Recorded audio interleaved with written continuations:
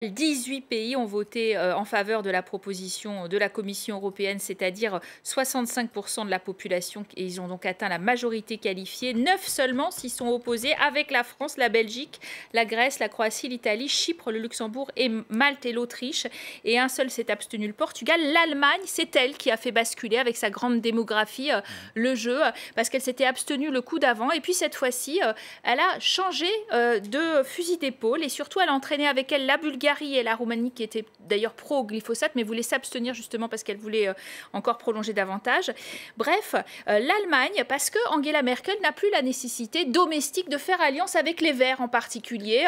On voit bien qu'elle a changé finalement de proposition. Elle opte plutôt pour une coalition avec les sociodémocrates, qui d'ailleurs se disent assez inquiets de ce vote aujourd'hui. Ça provoque déjà des couacs dans le gouvernement qui est encore en place de gestion des affaires courantes. Il était clair que l'Allemagne devait s'abstenir, a indiqué en ce qui l'a concerné la ministre allemande SPD de l'environnement. Il y a aussi des intérêts économiques en jeu très importants, avec un groupe pharmaceutique très important, Bayer, qui s'apprêtait à prendre le contrôle de Monsanto, le racheter, celui qui produit en particulier beaucoup de glyphosate, bien sûr, Monsanto. Et même si cette activité herbicide serait donnée à un autre groupe, c'est un autre groupe allemand, BASF.